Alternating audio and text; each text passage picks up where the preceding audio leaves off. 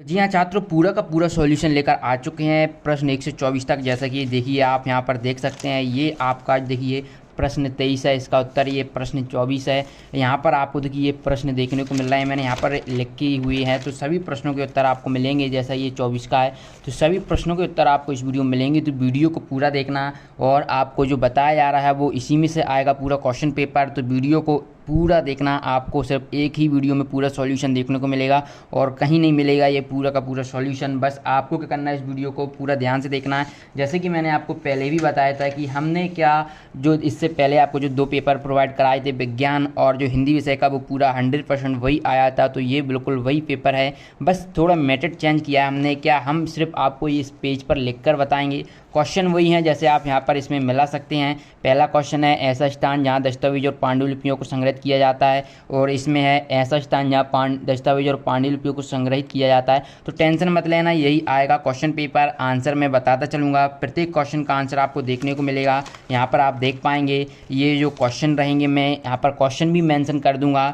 ठीक है। तो वीडियो को पूरा देखना। तो चलिए वीडियो को स्टार्ट करते हैं। तो पहला क्वेश्चन हम देखते हैं, यहाँ पर आप देख पाएंगे। तो क्वेश्चन क्या है, ऐसा स्थान जो आपको विकल्पी प्रश्न दिए गए हैं, प्रश्न 1 से 10 तक निर्देश दिए गए हैं, प्रश्नों को पढ़कर नीचे दिए गए विकल्पों में से सही विकल्प चुनकर लिखिए। प्रत्येक प्रश्न के लिए आपको 1 अंक दिया जाएगा। तो यहाँ पर प्रश्न 1 है कि ऐसा स्थान जहाँ दस्तावेज और पांडुलिपियों को संग्रहित किया जाता है कहते हैं, तो हम उसे क्या कहते हैं। ऑप्शन ए है अभिलेखागार, बिल्कुल करेक्ट आंसर रहेगा। ऑप्शन ए आपको सही कर लेना है। दूसरा देखिए, पर्यावरण से हमें क्या क्या मिलता है, तो हवा, पानी, भोजन और उपरोक्त सभी। तो इसमें आपको ऑप्शन डी वाला कर लेना है। अगर आपका जो पेपर चेंज होगा तो ये आ जाएगा, अन्यथा आपको यहाँ पर आप देखने को मिल रहा होगा, ये अधिकतर आपको ये क्वेश्चन देखने को मिल रहा है कि किस सुल्तान द्वारा सैनिकों को नगद वेतन दिए जाने की व्यवस्था की गई थी। तो यहाँ पर आपको क्या कर लेना है, ऑप्शन बी आपको करेक्ट कर लेना है, ठीक है। अगला देखिए, तो अगला प्रश्न आपको यही है, गंगा नदी की सहायक नदी है, तो गंगा नदी की सहायक नदी दोस्तों चंबल है। तो चंबल पर आपको बिल्कुल सही कर लेना है, चंबल नदी आपका 100% करेक्ट आंसर रहेगा। इसके बाद प्रश्न चौथा देखिए, सैलों की परतों में दबे मृत पौधों एवं जंतुओं के अवशेषों को कहते हैं, तो हम क्या कहते हैं, तो जीवाश्म कहते हैं। पूरा का पूरा क्वेश्चन पेपर मैं आपको वहीं से बता रहा हूँ, यहाँ पर भी आपको देखने को मिल जाएगा, पूरा वही क्वेश्चन पेपर है। बस बच्चों ये ध्यान रखना, आप ऐसे याद मत करना कि पहले का ए, दूसरे का डी, तीसरे का बी, चौथे का बी, ऐसे मत करना। क्वेश्चन प्रश्न देखना, ये वाले का ये उत्तर है, ये वाले का ये है, और ये इसका ये है। गंगा नदी की सहायक नदी चंबल है, गंगा नदी की सहायक नदी नहीं है, ठीक है, नहीं है। तो ये ऐसे याद करना है, ठीक है, अन्यथा आप गलत कर देंगे। ऐसा अगर आप कोड बाय याद करेंगे तो आप गलत कर देंगे, क्योंकि मैंने क्वेश्चन चेंज किए हैं, ऊपर नीचे करे हैं। लेकिन अगर आप ये जैसे याद करेंगे, किसके शासनकाल में दिल्ली सल्तनत का सबसे अधिक विकास हुआ, किसके, मोहम्मद तुगलक, तो ये बिल्कुल करेक्ट करोगे आप लोग, ठीक है। राज राजेश्वर मंदिर का निर्माण किस वंश के शासक द्वारा किया गया है, तो ये चोल शासक के द्वारा किया गया है। अगर आप यही करेंगे कि 6वें काम है वहाँ पर टिक कर कराना डी वाला, तो ये गलत कर देने, गलत कर दोगे फिर आप, ठीक है। मैंने पहले ही बोल दिया, क्वेश्चन याद कर लेना, प्रश्न याद करना, और फिर आपको याद भी होना चाहिए, टिक इससे कुछ नहीं होगा, ठीक है। इसके बाद देखिए, सरपंच का चुनाव किसके द्वारा होता है, ठीक है। तो सरपंच का चुनाव यहाँ पर आप देख पाएंगे, तो सरपंच का चुनाव, और यहाँ पर जो आपका प्रश्न सरपंच और यहाँ पर विधायक का चुनाव किसके द्वारा आता है, तो बात दोनों एक ही है, जनता ही करती है। अगर आपसे विधायक पूछेगा तो भी जनता करना है, ठीक है। इसके बाद देखिए, रानी दुर्गावती का संबंध किस राज्य से था, ये भी पूछा गया है। तो रानी दुर्गावती का संबंध किससे है, तो इसका आपको गढ़कटंगा कर लेना है, ठीक है। ऑप्शन के अकॉर्डिंग मत करना, क्वेश्चन याद कर जाना, मैंने पहले ही बोल दिया है, पूरे क्वेश्चन मिलेंगे आपको, ठीक है।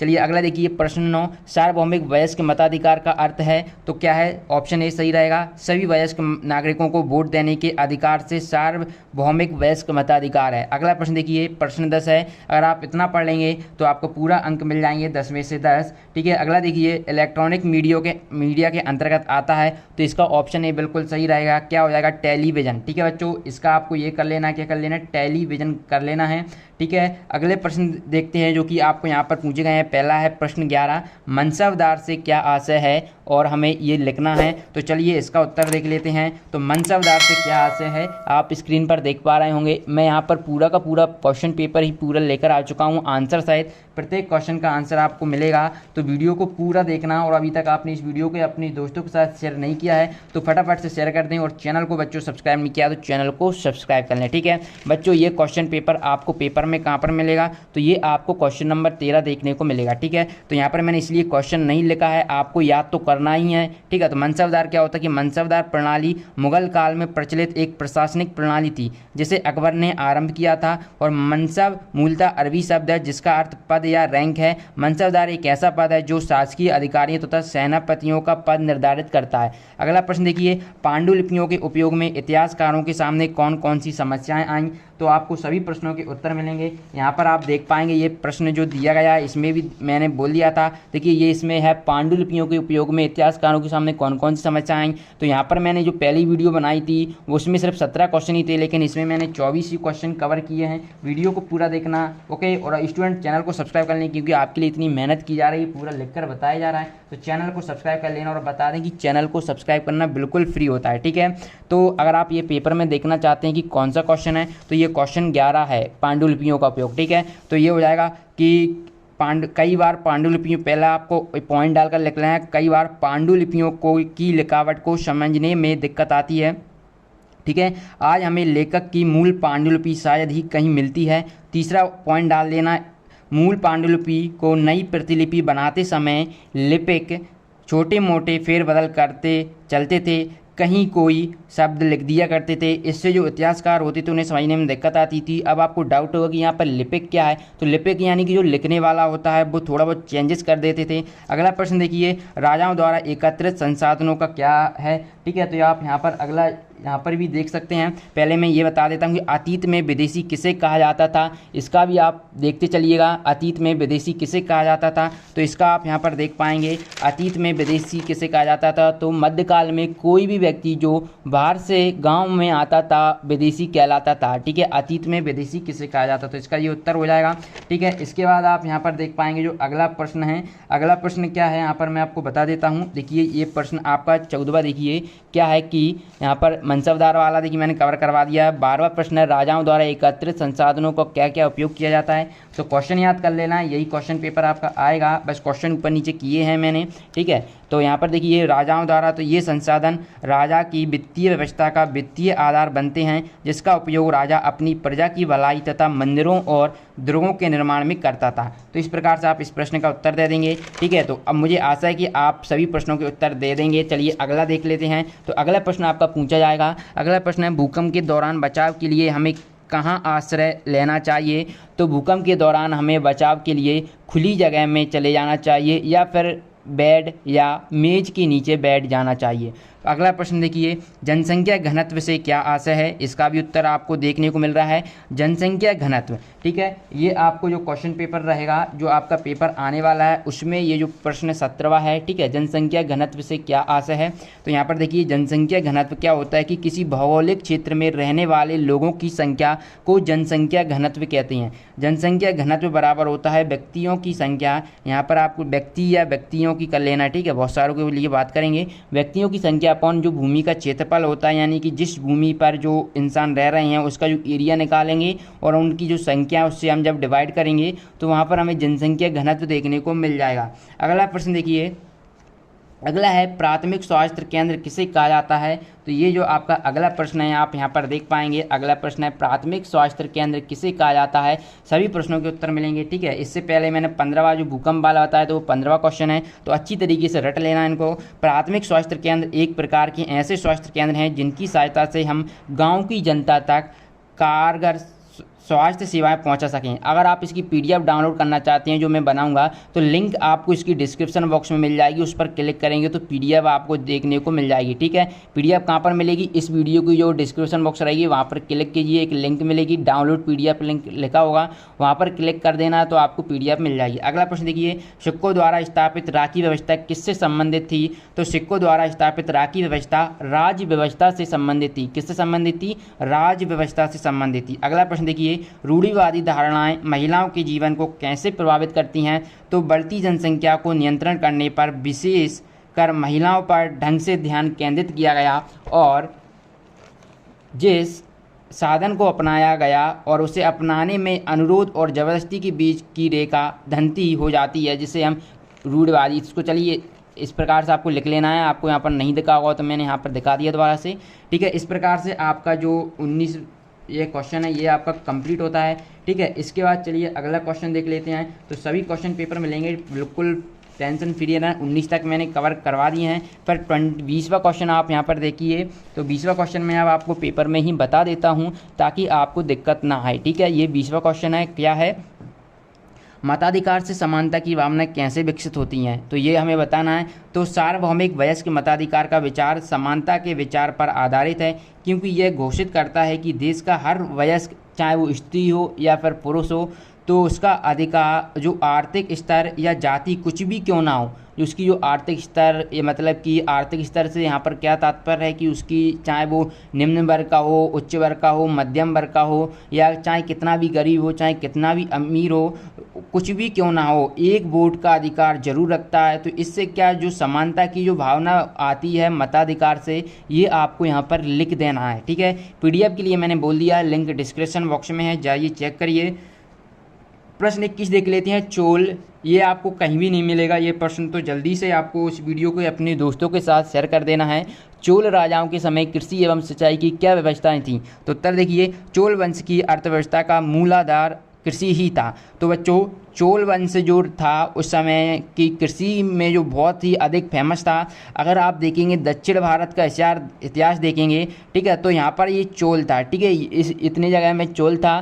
ठीक है, ये चेर था और ये पांड्य था। तो यहाँ पर जो कृषि होती थी, क्योंकि एक तो ये समुद्र के किनारे था, ये वैसे ये भी थे, लेकिन यहाँ पर जो भूमि थी बहुत ही अधिक उपजाऊ थी, तो उसी के कारण यहाँ पर यही क्वेश्चन पूछा गया है। अन्यथा आपसे और भी राजाओं के जो और भी उन राजाओं से संबंधित पूछ सकता था, लेकिन इसी का क्यों पूछा, क्योंकि वहाँ पर की जो भूमि थी बहुत अधिक उपजाऊ थी। तो आप इस उत्तर किस प्रकार लगेंगे, चोल वंश की अर्थव्यवस्था का मूलाधार कृषि ही था। खेती करने का ढंग पुराना था, उन्होंने कुछ न्यू नहीं किया, क्योंकि यार वो चोल राजा बहुत पुराने, बहुत पहले रहते थे, तो क्या से ढंग न्यू पद्धति तो अभी आई है। कृषि में हल बैल का उपयोग किया जाता था। नहरों, तालाबों और कुओं से सिंचाई होती थी। इस काल के प्रारंभ में गांव आर्थिक दृष्टि से आत्मनिर्भर थे और वहाँ की ज़मीन, यहाँ पर लिख लेना, और वहाँ की ज़मीन बहुत अधिक उपजाऊ तथा पर्याप्त पानी होने के कारण वहाँ की कृषि उच्चतम कोटि की हुआ करती थी। इस तरीके से ये लिख लेना है। यहाँ पर 22वां देखिए, प्राचीन काल में ये प्रश्न पूछा गया है, प्राचीन काल में मंदिरों के आसपास नगरों के विकसित होने के क्या कारण थे, तो प्राचीन काल में मंदिरों के आसपास नगर इसलिए विकसित होते थे क्योंकि वहाँ के जो शासक मंदिरों के लिए जो भूमि व धन देते थे, उससे अनुष्ठान व धार्मिक कार्यक्रम कराए जाते थे और अधिकांश लोग आकर्षित होकर वहाँ आने लगे और धीरे धीरे नगर विकसित होने लगा। ये प्रश्न 22 है। सभी क्वेश्चन पेपर मिलेंगे, वीडियो को बस पूरा देखना, और एक ही वीडियो में आपको प्रश्न 1 से प्रश्न 24 तक पूरा का पूरा संपूर्ण सॉल्यूशन और कहीं नहीं मिलेगा। तो जल्दी से इस वीडियो को अपने दोस्तों के साथ शेयर कर देना। तो अगला प्रश्न देखिए, प्रश्न 23,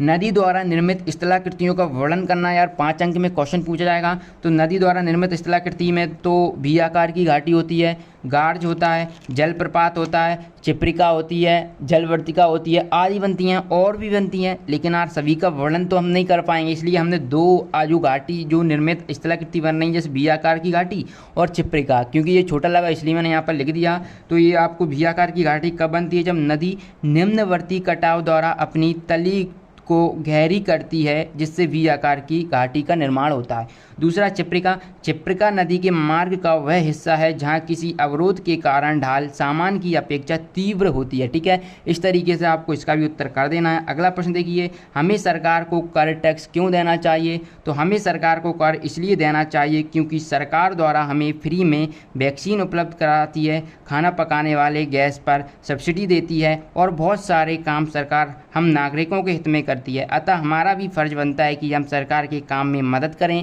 अब किस प्रकार से मदद कर सकते हैं, हम सरकार को टैक्स देकर मदद कर सकते हैं, और यहाँ पर हम जो हम टैक्स देंगे उसका जो धन होगा वो सरकार क्या उपयोग कर हमारे देश के आर्थिक विकास में मदद करेगी। बच्चों, इस प्रकार से आपका पूरा क्वेश्चन पेपर कंप्लीट होता है। मुझे आशा है कि आपको ये वीडियो पसंद आई होगी। वीडियो पसंद आई वीडियो को एक लाइक कर देना, इतनी आपके लिए मेहनत की गई है तो लाइक तो बनता है यार। चलिए मिलते हैं नेक्स्ट वीडियो में, धन्यवाद।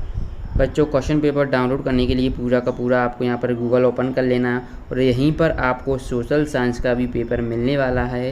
टेंशन बिल्कुल मत लेना, ठीक है। आगे बोर्ड एग्जाम 22 आपके साथ है, तो आपको कोई टेंशन लेने की ज़रूरत ही नहीं है।